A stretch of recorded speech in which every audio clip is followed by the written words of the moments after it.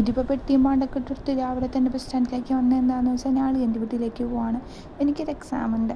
അപ്പോൾ എക്സാം നാട്ടികയിലും എൻ്റെ വീട് അടിമാലിയിലും. അപ്പോൾ പിന്നെ അത് മനസ്സിലായല്ലോ, ഭയങ്കര ദൂരം ഇല്ലാത്തത് കൊണ്ട് തന്നെ ഞാൻ അളിയൻ്റെ വീട്ടിൽ നിന്നിട്ടാണ് എക്സാമിന് പോകുന്നത്. അപ്പോൾ ഞാൻ അവിടെ കുറച്ച് നേരം കാത്തു നിന്നു. 10:30 വന്നിട്ട് ബസ് വന്നത് 11:00. അപ്പോൾ കുറച്ച് നേരം കാത്തു നിന്ന് ആലുവ ബസ് കിട്ടി നേരെ വീട്ടിലേക്ക് അളിയൻ്റെ.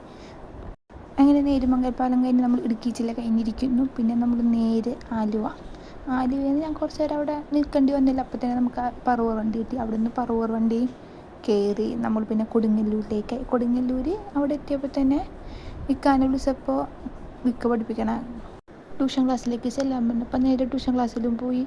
ഒക്കെ വിളിച്ചുകൊണ്ട് വന്ന് അവർക്ക് ട്യൂഷൻ ക്ലാസ്സിൻ്റെ ഭാഗമായിട്ടൊരു ഫുട്ബോൾ കളിയുണ്ട്. അപ്പം നമ്മൾ നേരെ ഫുട്ബോൾ കാണാനാണ് പോണത്. അതിന് മുമ്പ് ഒരു പൈനാപ്പിൾ ജ്യൂസും പഴംപൊരിയൊക്കെ കഴിച്ചു. പിന്നെ ഞങ്ങൾ നേരെ ഫുട്ബോൾ കാണാൻ പോയി. ആദ്യമായിട്ട് ഞാൻ ഫുട്ബോളൊക്കെ കളി കാണുന്നത്. അപ്പോൾ നല്ല രസമുണ്ടായിരുന്നു. എക്സാമിൻ്റെ ആ ടെൻഷൻ വെച്ച് ബാക്കി ഫുട്ബോളൊക്കെ സൂപ്പറായിരുന്നു. അങ്ങനെ സാറുമാരെ വെട്ടിച്ചുകൊണ്ട് പിള്ളേർ വിജയിച്ചു.